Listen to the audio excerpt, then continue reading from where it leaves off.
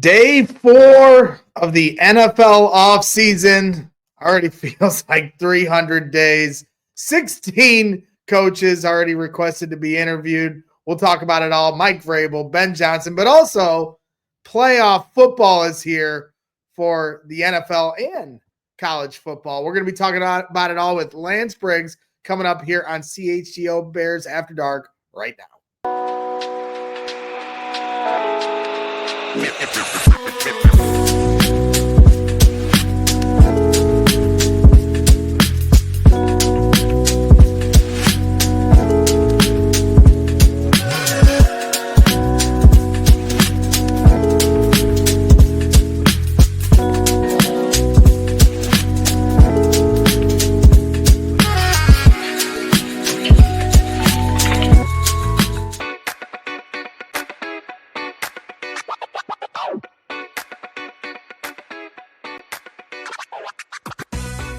Welcome back to CHGO Bears After Dark here on a Thursday night as we're getting ready for the Fighting Irish versus Penn State. My Fighting Irish as I'm rocking the ND Threads, Briggsy. Greg Braggs Jr. here alongside me, as always, is our guy, Lance Briggs. El Boogie. Yes. The Boogster. Yes. I'm fired up for the game here tonight. Penn State, Notre Dame. We're going to be getting into that matchup here later on and obviously talk a little bit about Ohio State and Texas as well. We're going to talk about the NFL playoffs. But, you know, we're getting the vibe check as we always do to start our fine program here. How we doing today, Lance? What's the vibe? Listen, the vibe is playoffs would be a whole lot more exciting if the Bears were in it. You know, we're looking at three teams from the NFC North. You know, that's unheard of. I remember at the beginning of the season, it was a four-way race. Yeah. You know, until 4-2 happened. Yeah. Well, it's certainly going to be a tough road for Bears fans to maneuver because I mean, typically this time of year, we're used to, you know, rooting against the Green Bay Packers, and they always, you know, seem to help us out, or the 49ers will help us out and lose a game to, you know, the Packers lose to the Niners in the playoffs. But now you've got the Lions, Vikings, and Packers, and I don't know if we're going to get all of them to lose their first game. In fact, I think the Lions are, you know, on a pathway to a Super Bowl run here. But hey, it's not going to be handed to them. They're certainly going to have to earn it. Yep. But yeah, it's tough times as the NFC North teams are looking ahead and looking for a Super Bowl appearance, while the Chicago Bears are looking for a head coach. And that being said, Lance, you know, I don't know if you had a thought to add on. Is there anybody from the NFC North that you would root for in the playoffs?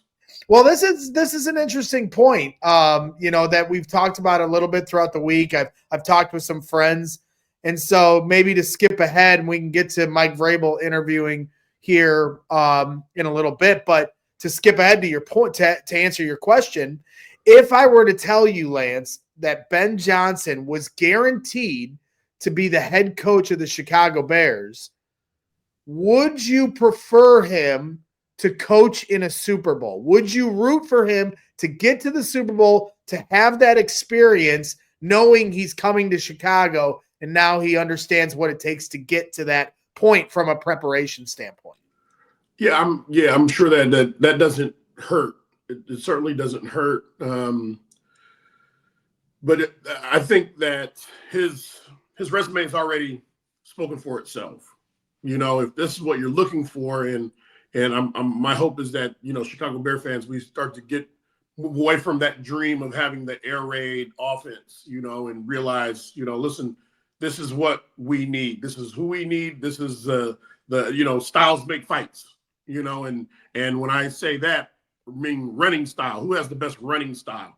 Mm-hmm. And so Ben Johnson's at the top of the list when it comes to that, you know.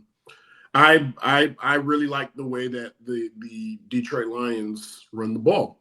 You know, that has Chicago written all over it. That's going to protect your defense. keep them rested. And when they come out, they're going to get the ball back for you. When you have two 1,000-yard rushers, that speaks volumes on the type of or what you expect out of your offense. So I expect if Ben Johnson's hired, us to make a heavy push on offensive line. Yeah, as they should. And this is an interesting little part. Our guy I'm Bearing Down found an article from last year on ESPN.com where they were talking about how Ben Johnson was a hot head coaching candidate last offseason. Obviously, he didn't take the bait on going to Washington or a few other opportunities that he had. But this was Amon-Ra St. Brown's comments about Ben Johnson and how he is, in the meeting rooms. And he said the way he's explaining the plays, the way he's detailed with how we've got to run these routes in the red zone, I just knew the way he was talking to us, it just felt different. I told one of my teammates, I was like, bro, when Ben gets up there, he knows exactly what he's talking about. He's telling us what he sees in this play, what he wants us to do. There's no gray area. It's super detailed. So, that those are good signs coming from a veteran in that locker room, talking that highly of Ben Johnson in the way that, he kind of breaks down the film for them. Yeah, that's good. I mean, listen, everything's going to sound good, especially for any new coach coming in. Right. So to me, it's always a prove it factor. It's always, how you're going to come in there and start to affect that room, because you got to get everybody to buy in to what you are doing. And I don't think that'll be a problem for a dysfunctional Bears family. They're looking for order. They're looking for someone to come in and lead. And so whomever comes in, whether it's Ben, whether it's Vrabel, Monken, whoever comes in, they're looking to see if this guy is the guy that should lead us.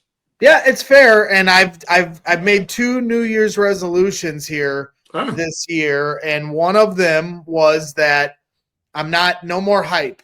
I always get lost. I'm the meatball. And I know this is like at the heart of who I am. Yeah. So I'm not trying to bury who I am, but at the same time, I kind of have to, right? Like the hype has gotten out of control. I constantly am writing checks that the team has to cash, and then they don't. The check bounces halfway through the year, and now I'm left, looking like Cheddar Bob. Yep.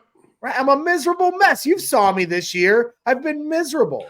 Yeah, because you made unrealistic goals. You set unrealistic goals.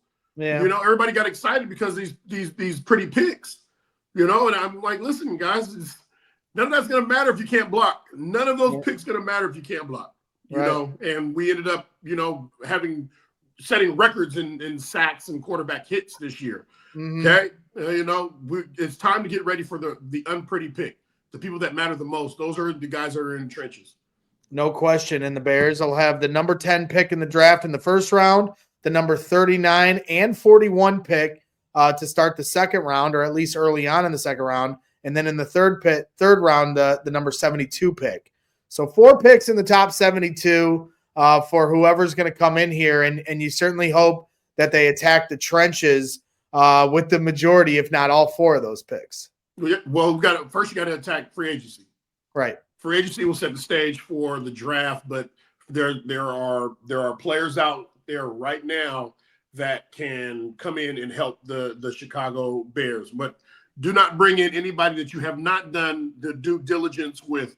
Anybody that's a bad practice player, anybody that has some bad off-the-field issues, that something has some sort of issues, please find some security, get your private eye, do the work so that we don't bring in another Nate Davis. We don't want any more of that. We don't want any more of that crap, man. And then to hear that he was this way at the team before. Right. I want to hear, hey, man, this guy's had hard work ethic. He's come there. He's a leader. He's going to come in and he's going to be a factor right now. We hate that we have to get rid of him right now.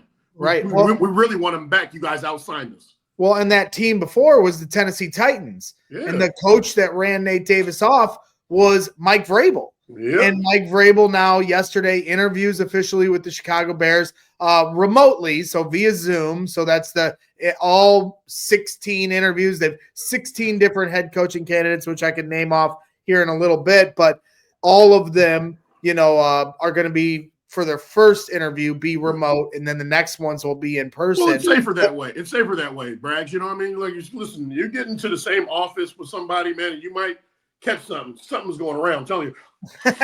Well, that's no doubt. I mean, hey, we all got kids, and I got a 6-year-old daughter who got me sick a few weeks ago. Yes, I'm throwing my daughter Addison under the bus here on CHGO Bears After Dark. But back to your point about Nate Davis and us trusting that Ryan Poles can identify a veteran like that. Well, I don't know how much due diligence they did when they signed Nate Davis, because Mike Vrabel was screaming it from the mountaintops that Nate Davis wasn't a good culture guy.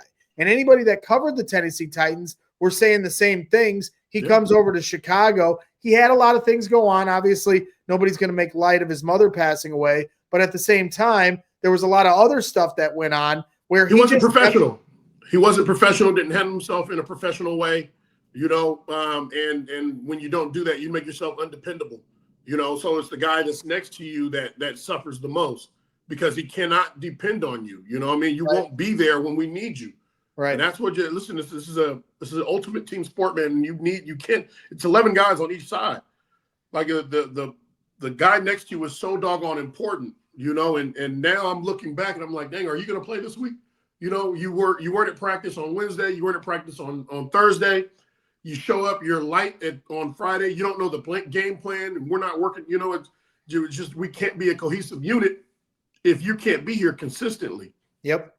Yeah, no question about it. So, between trusting Ryan Poles to identify the right kind of veteran, offensive lineman, and Nate Davis being a reason for not earning that trust, well, then you also look at the head coaching decisions or coaching decisions across the board, whether it be Matt Eberflus or Luke Getsy, or now Shane Waldron here this year. All of those have gone horribly bad. Now he leads. He's the point person here at Hallis Hall, leading an interview process that right now includes 16 names. Mm-hmm. And I don't even think Cliff Kingsbury is one of those names yet.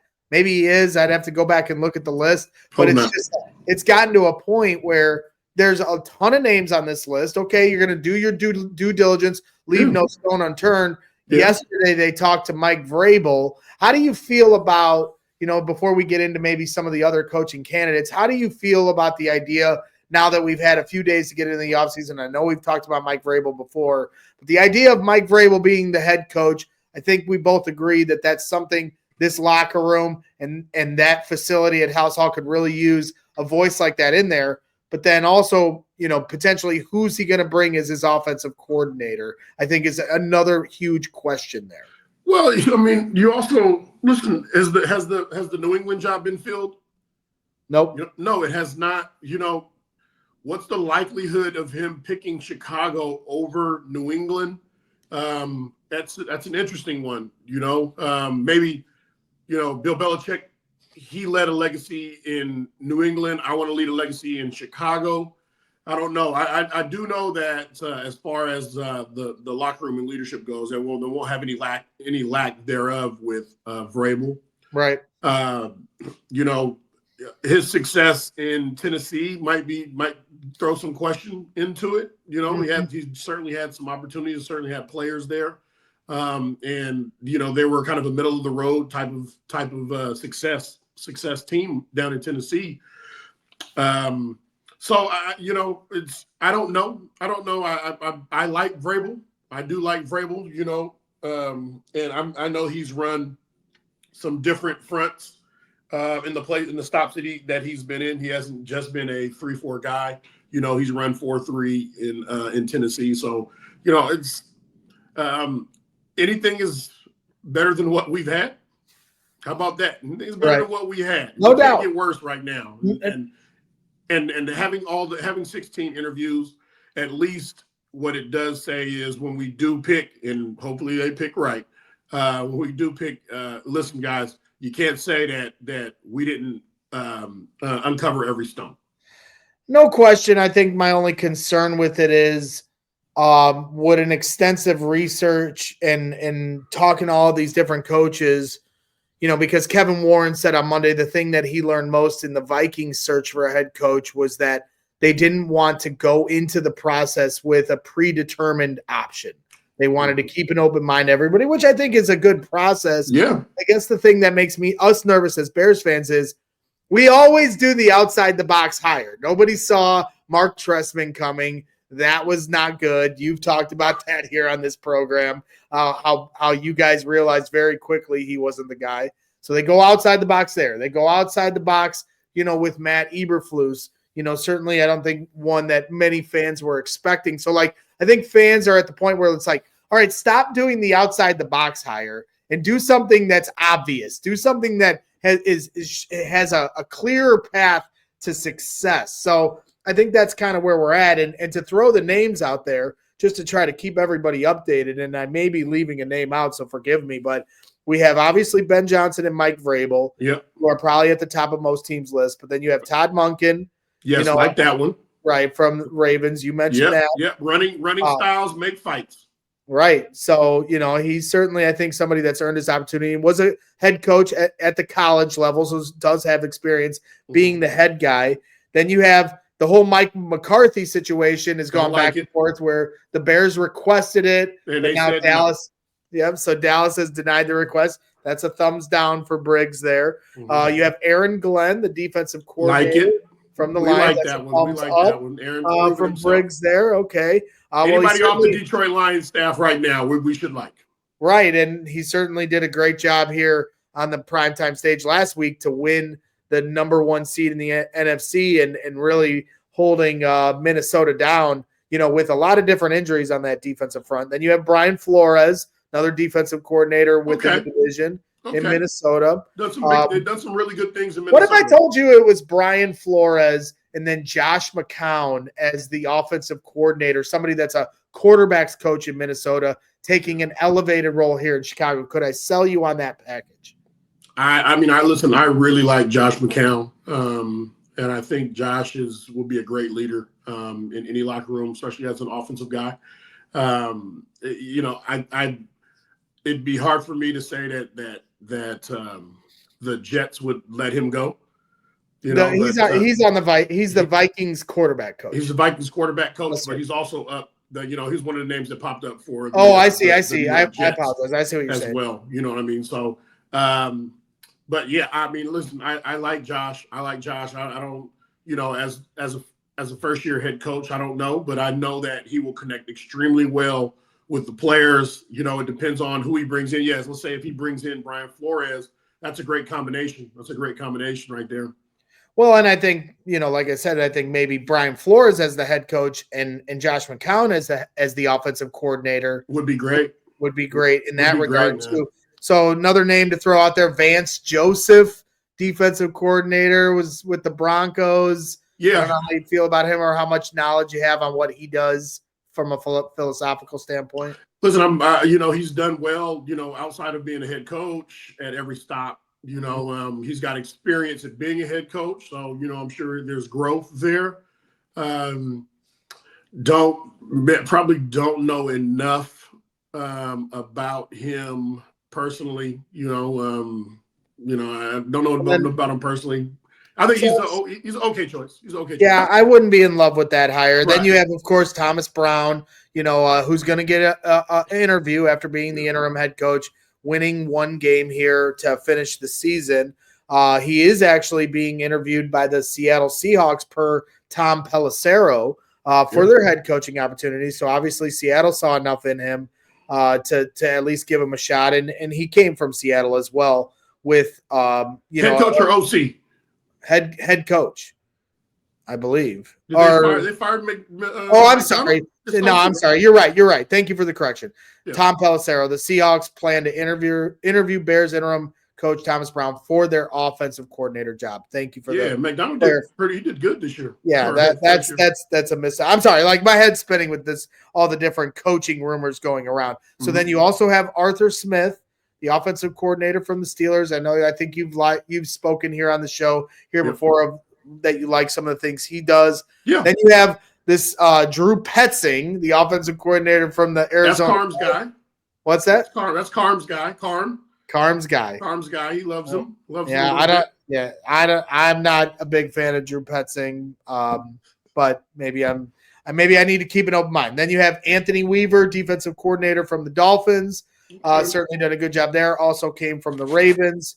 Mike Kafka, who was formerly a Northwestern quarterback. Yeah. Worked alongside Ryan Poles in Kansas City. Do you think the Bears fans would like that? Because No, they would not. He has some history with Ryan Poles in Kansas City. So, and then David Shaw, a couple college coaches that have been interviewed. David Shaw, who obviously has had a lot of success. From Stanford, David Shaw. I don't know how you feel about Stanford. How about Matt Campbell from Iowa State, who's Dan Campbell's brother? Whoa. And he also, he's an offensive guy. He's helped kind of mold guys like Brock. See, now that's the kind of pick I see the Bears doing right there. They would get a Matt Campbell because it's the closest you can get to Dan Campbell. Woo! Yeah. Matt Campbell, right? Yeah. Comes off, probably has a little tiny voice. It's like, we're going to come out here. We're going to get after it, guys. You know what I mean? Just all wrong, man. Yeah, and then Joe Brady, I think, is also a name being thrown around as somebody that's going to get an interview opportunity with the Bears, offensive coordinator from the Buffalo Bills. So still haven't heard anything in regards to Cliff Kingsbury not being on this list. I'm okay with that. And then I keep saying it on every show, and I think fans are getting pissed at me, Lance. But I keep saying that if Notre Dame, if my Fighting Irish win the national championship, despite the fact that he has an extension that he signed right before the playoff, I believe Marcus Freeman's name will be back in NFL circles if he wins the national championship. I understand they'd have to buy out his contract, but the Bears were already sniffing around him, early in this process when they fired Matt Eberflus, and maybe even before that. I don't think it would happen. I know it's a long shot. I got my tinfoil hat on, but there's just something that keeps telling me that the Marcus Freeman thing isn't dead yet. I don't know. You might be right. You might be right. I don't think you close any doors here. And with his success, riding on that success, and there's a possibility there. I don't see that happening. I don't see that happening. Like this is. I think Notre Dame is one of those places that could be a potential final stop for a coach. And between him and Lou Holtz, there's a lot that can really be done there. Yeah. And it's also outside of the recruiting part, which you've done a really good job there in Notre Dame. What's your motivation to come to the league? Some guys fit better in college. Nick Saban fit better in college than he did in the NFL. Right. And right now your career, you have built this great fit between you and Notre Dame, one of the better college programs in college football. It's not time to derail that and try something else, because once you do that and say it doesn't work for you in the NFL, you're going to get back to Notre Dame. Yeah, I agree. It's a great spot, but I do think eventually he's going to find his way to the NFL. It feels like that to me, but he's doing a fantastic job with Notre Dame. He's got him in the Final Four. We'll be talking about that here in a little bit. Also want to remind you guys, hey, this is a great time to become a diehard. The offseason is time for, where fans also want a ton of information, all the stuff that's coming out. You want to stay close to everything that's going on. And if you go to allchgo.com/diehard, you can sign up and get exclusive written content that's only available to you. Adam Hogue has been working really hard on a couple different things. And I'll walk you through a couple of those things that are going on right now. If you're a diehard, you have an opportunity to read his, how to hire a head coach, NFL head coach in 2025. It's a 4-part series that, has a lot of different factors in it. And, he gets down and really dials it in with all these different, variables that you have to consider. So that's available to diehards only. The other thing that's free to everyone, that's right, we're taking care of the people here, is the CHGO Bears coaching tracker. This is free on our website at allchgo.com/coaching search. It's an in-house coaching tracker and database, live and free to all of you guys. So it'll be continuously updated as news comes along. Video and analysis will be provided, links to different shows and different written content that we have about all these different coaches, and any information that we're gathering, that's for you guys, the people. So you have that for free. If you want some more, in-depth conversation for some of the content, go to allchgo.com/diehard and sign up. We're going to come back and bring back the award-winning segment, the 5 for 55, talk about playoff football, NFL playoffs, college football playoffs. A lot of action going to be going on. The Bears won't be there, but it'll still be fun as football fans to take it all in. So we'll get to that here in just a second. But first, I want to give a shout-out to our guys over at Sunnyside. That's right. Sunnyside. Our friends. That's right. Our friends at Sunnyside Cannabis Dispensary are here to elevate your winter, keeping you warm as we get through the cold season. Sunnyside is your home for judgment-free cannabis shopping. They have a crazy selection with over 100 different strains to choose from, with easy online ordering and in-store pickup. Stop in the store nearest you throughout Illinois for expert guidance from their staff, or select from quality lines like Cresco or Florical. Available now, good news, the new limited time offer, Island Vibes. They have Destination Relaxation, Puff Puff Paradise. They just got it all. So make sure you hit them up. Visit sunnyside.shop for bright buys every day, including 50% off your first 3 online purchases. Enter the promo code HICHGO at checkout to qualify. Exclusions apply. Sunnyside Cannabis Dispensary, bright buys every day, only for 21 or older or Illinois medical card holders. And also got to give a shout out to our guys over at Game Time. That's right. Game Time has a new feature called Game Time Picks that makes getting tickets for events even easier. Game Time Picks filters out the fluff to show you only incredible deals on great seats, so you don't have to waste time searching through thousands of tickets to find the best value. For me, Game Time is such a great user-friendly app. When you go on it, it'll give you an aerial view of the seat map in the stadium with all these different options. You'll see all these different pins at each seat, and the prices are listed at the top of them. And those are the upfront. That is the price you're going to pay too. A lot of these websites will try to show you a price 5 windows later. They're showing you, all the taxes that add on to it. Game Time shows you the price up front.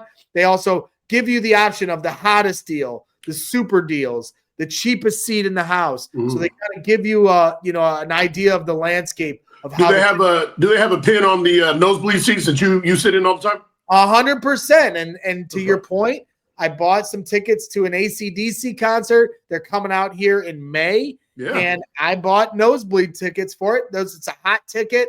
It's a high price. So I figured I just wanted to get in the building. Never seen AC/DC in person. Obviously, they're getting a little long in the tooth, Lance. Yes. So I figured, hey, check them out one time. Maybe they're not in their prime, but they are legends. And so I'm getting an opportunity because of Game Time to be able to hit those guys up.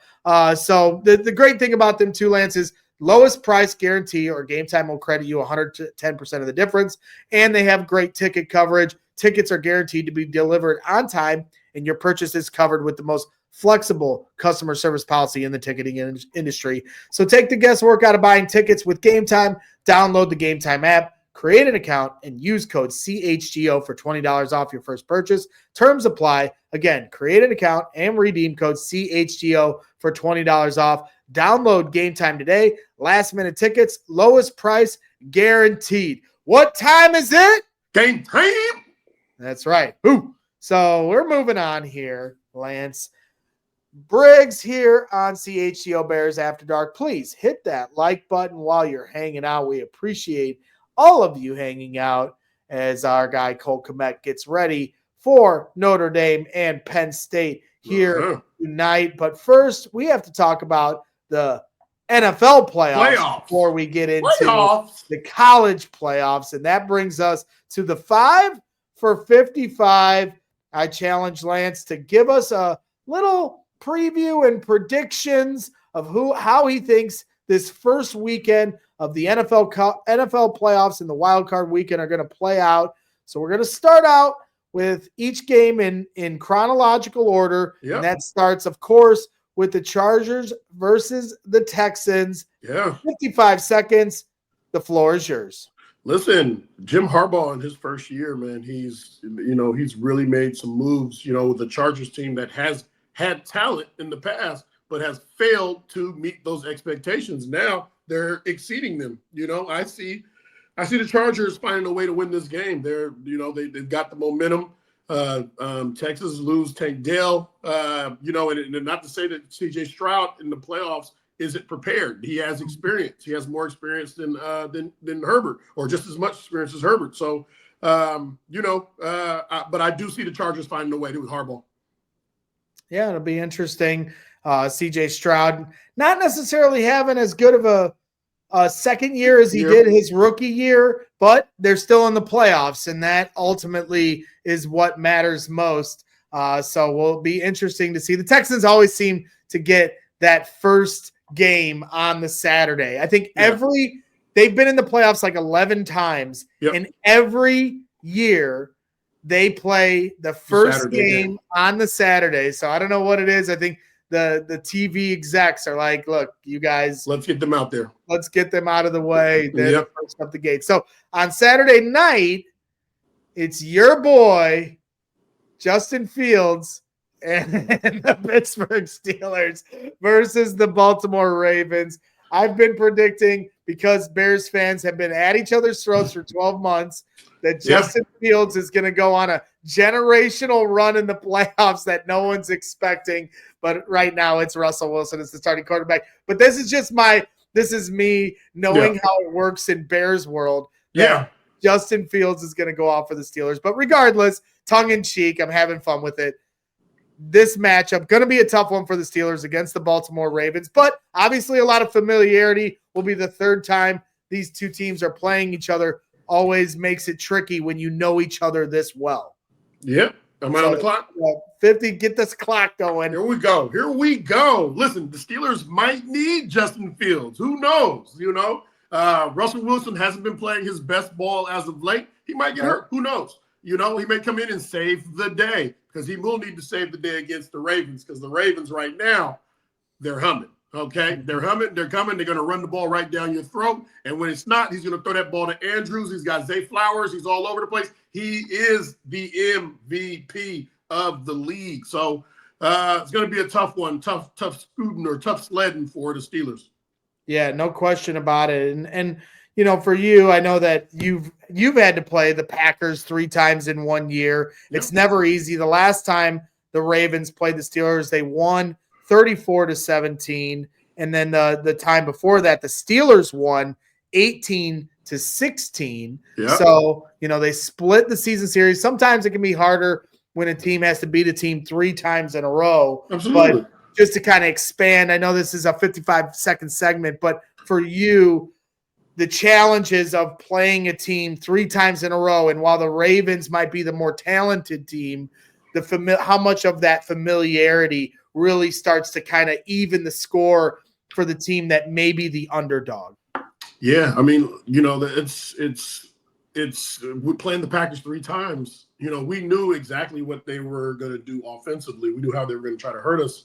And a lot of what they did successfully on us, offensively against us defensively, happened all in the first quarter, because after the first quarters, that's where they think they can trick us, and that's where they move the ball the most. And after that, we really just settled in, and we knew everything that they went back to being who they are. The one trick play or that the wrinkle that they had in that first quarter was out now. Now we know exactly what they're going to do, and really was able to shut a lot of that down the rest of the game. Yep, definitely. Now, maybe the easiest pick And we'll see what you say, but maybe the easiest pick of these NFL playoffs, the Broncos versus the Bills. They travel to Buffalo, 55 seconds. The Broncos are the Cinderella story of the NFL playoffs. 55 seconds. The floor is yours. Listen, man, great year for Bo Nix. You know what I mean? Great year for Bo Nix and the success of the Broncos. They're young. They're young and youth. That youthfulness will get them back. They have a great coach in Peyton, but this is going to be a Bills night. You know, the Bills at home. You know, in the frozen tundra. Josh Allen. You know, one of those guys that was also up in that running for I think he's in the running for MVP. But yeah, this is going to be a Bills night. I don't think this is my second to strongest pick as far as all the picks, or easiest pick as far as the picks go. But yes, Bills find a way to win this.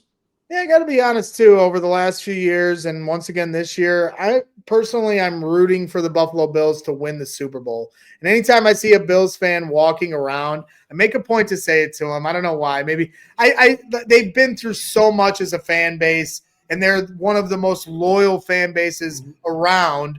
And you see what they've done. Like when their stadium gets snowed in, they all come out and shovel it out so the team can play the game. And there's not a lot to do in Buffalo. There's not a lot to do in Buffalo. There's not a lot to do in Buffalo. Wings, it's not like they were doing anything else. Right. So Eating wings and watching football, but they are loyal to their team, and they're a great fan base who's been through a lot. So, and Josh Allen has been a great quarterback in this league, and he's had to meet the fate of Patrick Mahomes year in and year out. It's kind of like the Jordan curse of the 90s, all those great players that never won a championship because of the presence of Michael Jordan. And so I'm rooting for Josh Allen to win a Super Bowl, but I don't know if he's ever going to be able to get there with Patrick Mahomes, lurking around in the AFC. Rolling things through here on the 5 for 55 with Lance Briggs. Make sure you're hitting that like button. All right, it's time to root against our rivals here with the Green Bay Packers taking on the Philadelphia Eagles. 55 seconds. The floor is yours. This one was the easiest pick for me. The Eagles win this one. Healthy Jalen Hurts in, and the Packers losing Watson. Not to say that the Packers don't have a good team. And they struggle with Zaire struggles with health as well. But this is a game where against the best, and I think that the Eagles, as far as their run game, they have a 2,000-yard rusher. They have a ton of weapons. Defensively, they're playing extremely well. Jalen Carter is going to be a force in the middle. Too much for the Packers to overcome. Eagles will win. Yeah, I'm inclined. I mean, it's in Philly, so it's a tough matchup, for them. But I do think that, Jalen Hurts and his health, is certainly going to be something that we have to monitor going into that game. Now, Kenny Pickett has played here the last few games and has played pretty doggone well. Yeah. And when you consider all the conversations we had about how important it is to have a good system and good coaching and, the right team around you, I think that, Kenny Pickett has kind of showed that because he's kind of picked up, the pace for the Eagles as they finish the season strong. But I do think Jalen Hurts' health status going into that game certainly will be something to monitor. Obviously, the Packers lost Christian Watson in the final game. That was hard to see. Jordan Love also got hurt. I don't feel like his injury will be anything that's going to be a bigger concern going into that game. I think they just took him out for precautionary reasons, but certainly something to monitor. Rolling things along here on the 5 for 55, getting to our final two matchups. So this is actually a bonus round of 5 for 55, but this is our number 5 question to you, Lance, and that Jaden Daniels and the Washington Commanders on Sunday Night Football versus the Tampa Bay Buccaneers here in the wild card round. 55 seconds. Let her rip. This is the pick 'em right here. All right. This can go any way, shape, or form. I think this will be one of the more exciting games of the weekend. I think the Bucs are really heating up, toward the end of the year. finding ways, and with Mike Evans breaking Jerry Rice's record, but the Commanders with Jaden Daniels, they have been a sight to see this year. Very, very tough to beat. This is a pick'em game, meaning 50-50. But if I had to pick one, I think the one person that stands out is Jaden Daniels. I picked the Commanders. Yeah, it'll be interesting. And, you also have, Liam Cohen, the offensive coordinator for the Tampa Bay Bucks. And then you have, obviously, Cliff Kingsbury, who Lance is not as big on. But at the same time, I just think two offensive coordinators going up against each other that the Bears need to at least consider. Lance keeps saying no, but I'm going to fight him on this because I think with Cliff, I understand the hesitation, but I think what I know he can run a good offense. I know he can develop a quarterback. He's done a good job. Do not bring Matt Nagy back into the building. I understand. The biggest question is, can he be a head coach? And I can't answer that. I know he's a good offensive coordinator, though. Right. Mark Trestman's a good offensive coordinator. Yep. He's an offensive assistant for Jim Harbaugh with the Chargers. So I understand some coaches are made to just be OCs or defensive coordinators or assistant coaches, and not everybody's cut to be a head coach. That being said, I still think they need to talk to him and see how much he's grown up and what he's learned from his failures as a head coach. No. The Raiders did that with McDaniels after McDaniels was in Denver. Okay. We can't keep going. Don't keep going to the well. Don't be the fool that takes the guy that the first team was fool enough to take. We're going to keep being fools now? We can't do that. Well, I am a fool, Lance. I mean, that's part of the problem with me. That's how we started this show is, I always, get ahead of my skis and, I'm an idiot. I can't help myself. It's just part of my charm. But you're going to help me through this offseason, try to wisen up. Yes. That I'm grateful. Yes, I will keep you close to my bosom. Okay.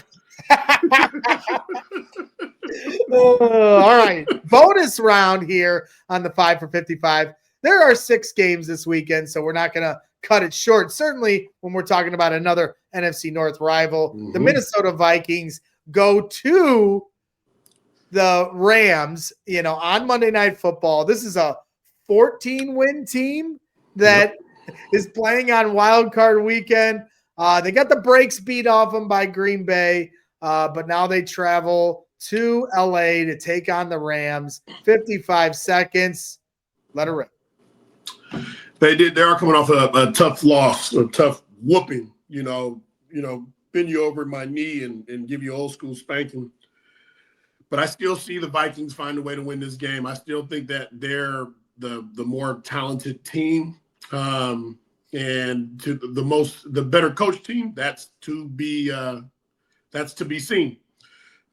Stafford always plays well in these types of games. He's always going to give you fits, and the resurgence of the Rams has been impressive. I just think that this team, if they both come out and they play their best games, they both play their best games of the week, the Vikings win that matchup. Yeah. It's going to be interesting. It's in LA, but LA's fans aren't that great at making it a home field advantage. I expect there to be a large Viking fan contingent there. No doubt. But if they're able to run the ball, if the Rams are able to run the ball with Kyron Williams, right? Kyron Williams. He did a fantastic job this season and certainly against the Bears earlier this year. So it'll be interesting to see how the Vikings handle a real humbling loss, where they could have been the number 1 seed. Yeah. Now you fall not just from the 1 seed, but all the way down to wild card weekend, and you're playing on the road. And so does that make them play with a chip on their shoulder and a bad taste in their mouth? Or is it something that's going to throw them off their spot and take a hit to their confidence? I'll tell you this much. This is a huge game for Sam Darnold, who's had a fantastic season and has set himself up for a huge payday. But if you end your year with a dud against the Lions and then a dud in the playoffs, that might take a hit to the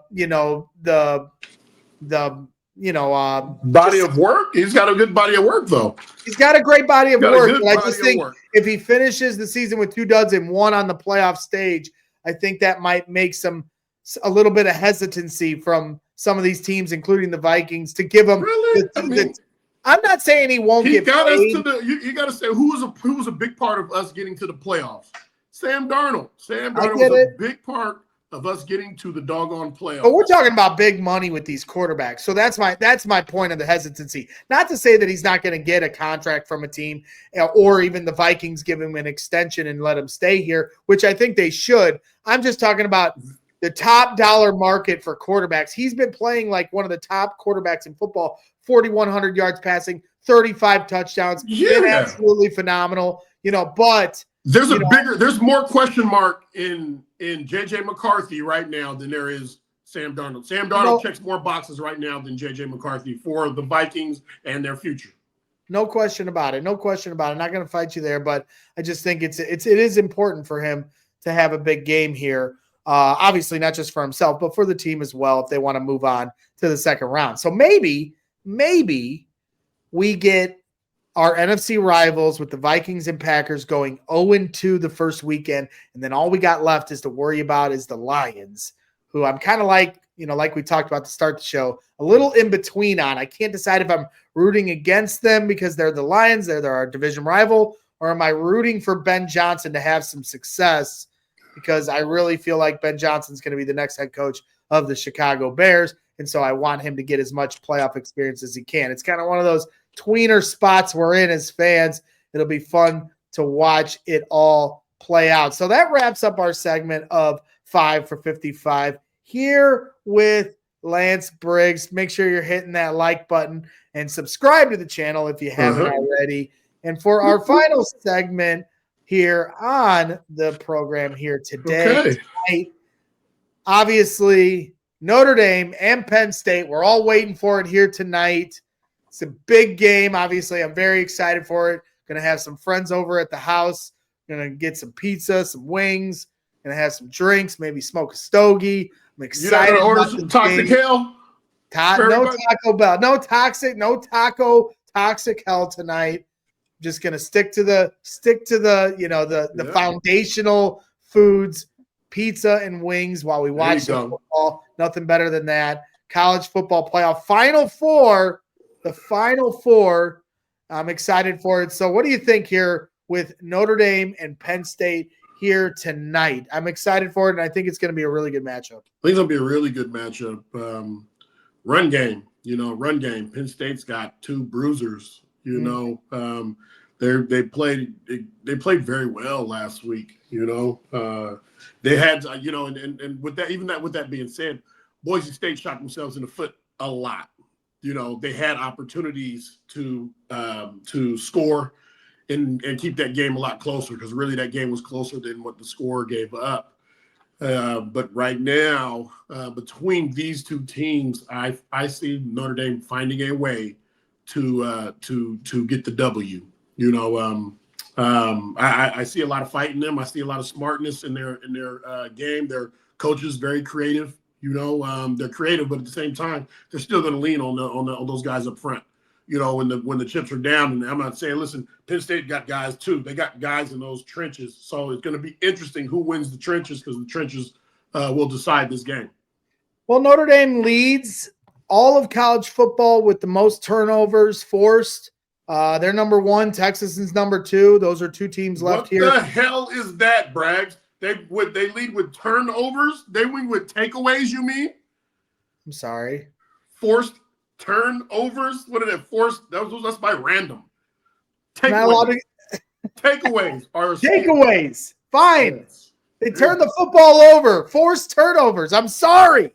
I told you it's gonna be a long offseason for you, Lance. Trying to get me to be a normal human being by the time we get to next season. So you're gonna run into things where I say really stupid things that you're completely shocked by. Regardless, Notre Dame does get the takeaways.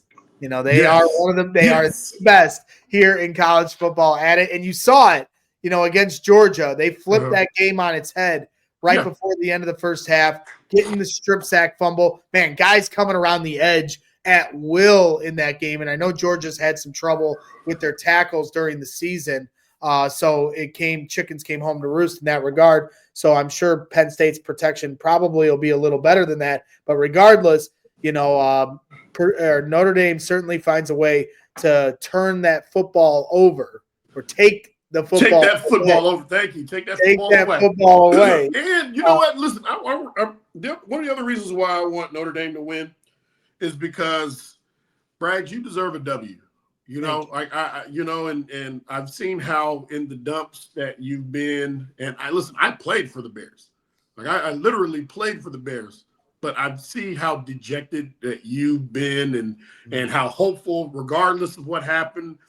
You come back with a hopeful the Bears are going to win. I'm putting my integrity on it. I'm just right now, you deserve a W, my friend. Well, that's very nice of you to say, and I agree. It's been a tough year. I am a Purdue basketball fan, so they made it to the Final Four and the national championship. It was tough to watch them lose in the national championship to UConn, but obviously UConn was a great team, so nothing to keep your head down about. And now my football team, and I know there's a lot of fans that get angry at me that I'm a Purdue basketball, Notre Dame football fan. I don't give a shit what you think. I didn't go to college. I can root for whoever I want. And I've been rooting for Notre Dame football my entire life. And I honestly have never really felt like they've ever had a chance to win the national championship. When they played Alabama, 10 years ago or so, my uncle was going to fly me to the game and pay for my ticket. And I told him to don't bother because I had absolutely no faith that they were going to win that game.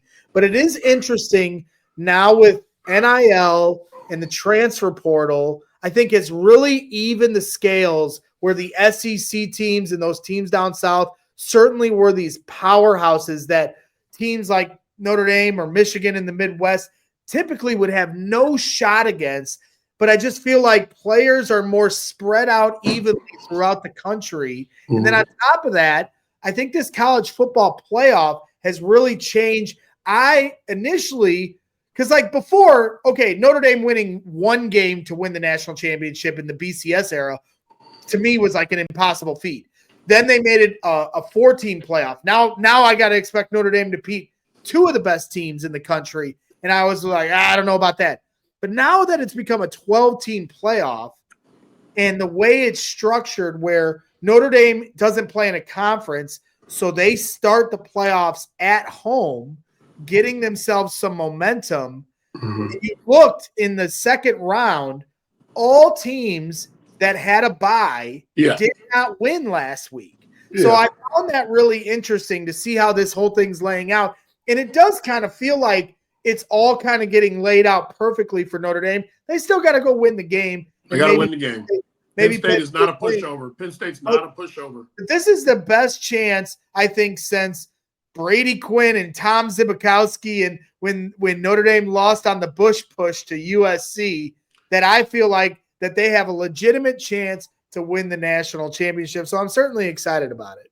Yeah, there's a lot of excitement. There's a lot of Midwest feel to this Final Four, with Notre Dame and Ohio State. Yep. Hell, you can kind of quasi throw Penn State in there just because they're in the Big Ten, but this could end up an all Midwest championship. No question about it. And then to your point about Marcus Freeman going up against James Franklin, James Franklin's like 1-14 against teams, that are some of the top 10 teams in the country. Marcus Freeman certainly having a lot of success. When they were doing their press conference to the media, they were both on the same podium together, and the media was asking him questions. And James Franklin was trying to do the little brother thing where he was like, "Oh, Marcus Freeman, how old are you?" Like trying to point out how much younger he was. And, Marcus had one of those looks on his face like, all right, man, we'll see what happens. We'll see what happens tomorrow. Yeah. We got the jokes. You got the jokes. I'll bring the game. Right. He definitely had that look to him. So I don't know. I Marcus Freeman, as this has gone on, and I know I keep talking about him from a Bears perspective, but I've been keeping an eye on him now all of a sudden because he certainly has been impressing me, and he did a hell of a job against Georgia. And I think ultimately I'm excited about this game, but I think the health of Jeremiah Love the running back for Notre Dame, who's outstanding, who will probably be the number one running back off the board next year in next year's draft, not this year's. His health for this game is certainly going to be important. And then for Penn State, the health of the defensive end, Abdul Carter, somebody that Bears fans should certainly be keeping an eye on, is somebody that also has some health status questions going into this game. So final game here, you mentioned it, Ohio State versus Texas, the other side of the bracket here in the Final Four. Who you got? Because this is going to be an interesting one. Two big powerhouses here in college football. Look, if you look at it the way that Ohio State's playing, you say, man, listen, I don't see anybody stopping Ohio State right now, but in this game, it's a week-by-week basis, and Texas certainly has the athletes. They certainly have the guys up front, and they also have weeks of tape of Ohio State to prepare for this big game. So this is going to be it's going to be a game where we'll see either the genius or the lack thereof, their game plan coming in defensively, how they're going to defend against or put the pressure on Ohio State, to make those big plays. They must eliminate the big plays because the big plays killed Oregon. The stage was too big for Oregon. It was one thing that they've done again. That this isn't the first time that they've been the number one seed and weren't able to convert. So, but with that being said, Ohio State does look extremely tough to stop right now. They're humming defensively. If I had to pick, I'd say even with a great game plan, the adjustment by Ohio State is going to be too much. They find a way to win.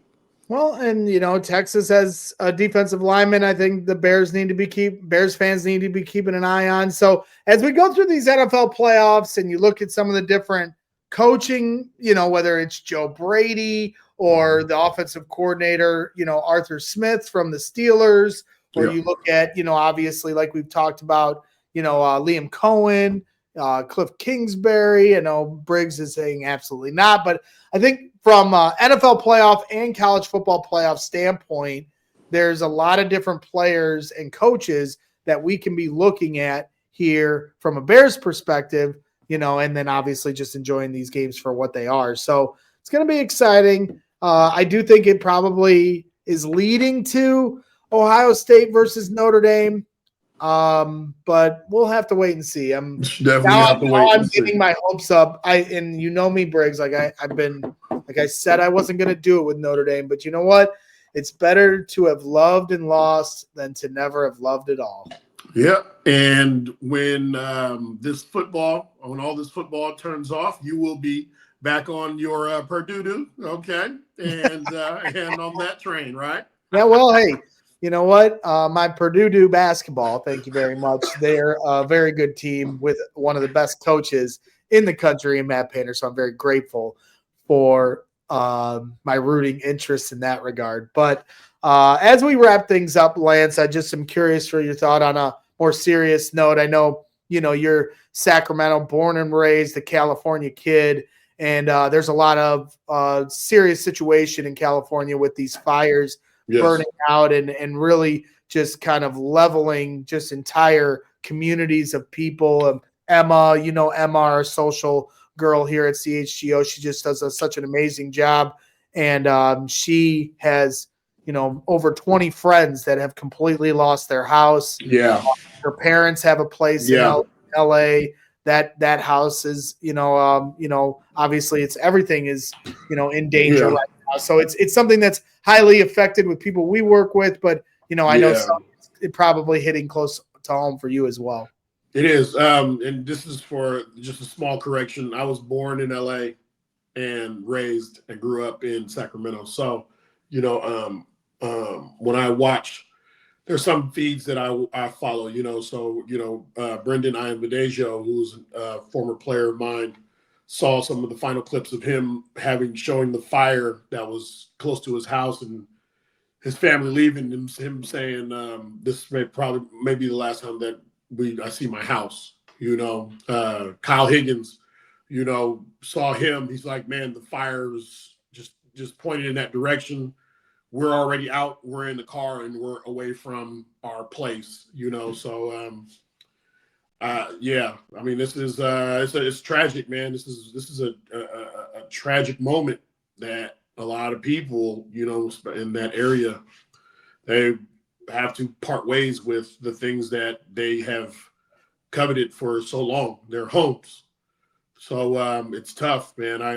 It's tough, man. I've been I've been in situations where growing up we had to move a lot. We had to move often and all the time. We weren't able to keep a place. So moving was something that we got used to when I was growing up. But I can't imagine absolutely losing entire neighborhoods, let alone the Hollywood Hills. Yeah. No, it's tough. It's tough. Like you said, having to move house to house is never easy. But losing your house the way these guys are, they can't pack up their whole house and every cherished, piece that they have, everything that they cherish, and some things that aren't that you can't put money on, that don't hold any kind of monetary value, but they held more of a sentimental and family value to. They can't put it all in their car and leave. They've just got to protect their families and hit their the lives. road. And so now they come back to their, house just completely settled in ashes. And so this is a crazy situation, and there's really nothing anyone can do because these fires just keep popping up. And so it's just a shame. So, thoughts go out to obviously everyone in California. And if you are somebody like myself or anybody else out there that has an opportunity to try to help in any way, and you find those avenues, please do. Because it's just one of those things where, we've ended some of the other shows of, we talk sports here on these programs, and, we always, everyone goes through something, everybody's got some shit going on in their lives. Absolutely. But when you see something like this going on, it kind of puts things into perspective and should make you grateful for the life you have, because you could be going, this could be your life right now. This could be happening. And the way that it's going to, and the effects that it's going to have on all these people in the future moving forward, from where they're going to live, move to, and how to rebuild, the economy, major effects, so hopefully the prayer is that people make it out with their lives. No question about it. Yep. Well said. So that wraps things up here for today's show. Make sure you subscribe to the channel, as always, here at CHGO Sports. And if you're tuned in this long, that means you really enjoyed what you saw today, and we appreciate you hanging out. So throw us a like button here on the way out, and we'll be back as always as we continue to cover this coaching search. So stay tuned for all of that, and just always stick with us here at CHGO Bears. So Lance, Briggs, it was great talking with you. Thank you for your wisdom and your mentorship as we try to get me through this offseason. And maybe on the other side, I start to, have sensible sports takes like you provide every day for us. Thank you, sir. Listen, Notre Dame wins the national championship, and that's going to put you in a good setting for this offseason. I just feel it. I feel it. All right. Well, if, the Bears, my friends told me the Bears made me fat again. Maybe if Notre Dame wins, I can get back to getting skinny again. We'll see. All right. Appreciate everybody tuning in to the show. Hit that like button. Thank you for hanging out with us. Thank you once again to Lance Briggs. So you know what, guys? Bears fans, offseason is here. Keep your head up, but always bear down. Bear down. We all silly like the mayor.